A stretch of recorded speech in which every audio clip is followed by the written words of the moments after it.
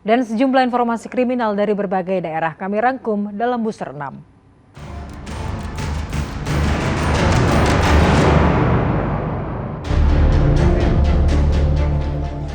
Seorang pemuda yang diduga copet diamankan massa di kantor KPU di Jalan Imam Bonjol, Menteng, Jakarta Pusat, Kamis siang.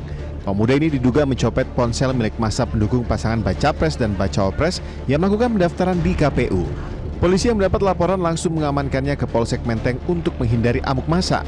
Polisi mengimbau agar masyarakat berhati-hati membawa barang berharga, khususnya di keramaian. Dua pelaku jambret rekam CCTV menggasak tas dari dalam mobil di Jalan Trip Jamak Sari, Kampung Cigabus, Kelurahan Kaligandu, Kota Serang, Banten. Pelaku yang berboncengan sepeda motor berhenti di depan sebuah rumah makan. Seorang pelaku tetap berada di atas sepeda motor, sementara satu pelaku lainnya mengamati situasi. Setelah dirasa aman, pelaku langsung membuka pintu mobil dan menggondol tas dari dalam mobil. Sang sopir sempat berusaha mengejar pelaku, namun pelaku yang langsung naik sepeda motor berhasil kabur.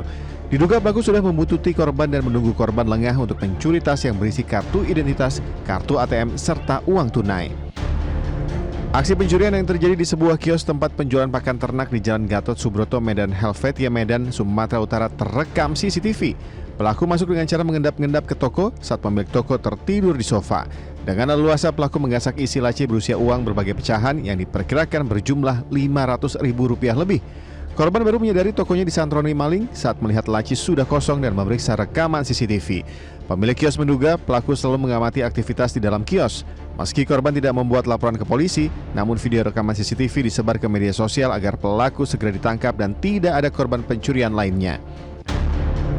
Petugas Badan Narkotika Nasional Provinsi BNNP Kepri menangkap dua pria kurir sabu jaringan Malaysia di depan sebuah hotel di Batam.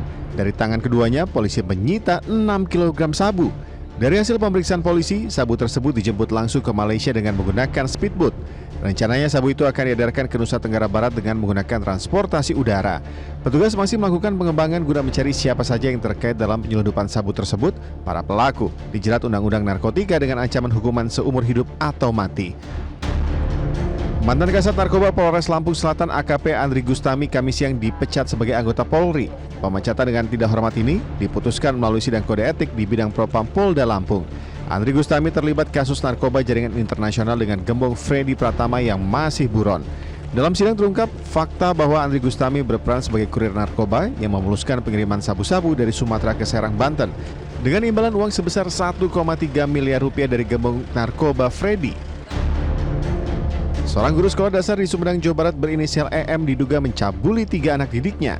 Perbuatan tersangka terungkap dari candaan teman-teman sekolah korban yang mengatakan korban pernah dicabuli oleh tersangka. Saat diperiksa polisi Kamis sore, tersangka yang berstatus duda mengaku melakukan perbuatan bejatnya pada Juni 2023 dengan cara korban diajak bermain dan makan di rumah tersangka. Saat korban sedang tertidur di kamar bersama tersangka, korban disodomi. Atas perbuatannya, tersangka akan dijerat Undang-Undang Perlindungan Anak dengan ancaman hukuman 15 tahun penjara. Namun karena pelaku bekerja sebagai tenaga pendidik, ancaman hukumannya bisa bertambah sepertiga, yakni menjadi 20 tahun penjara.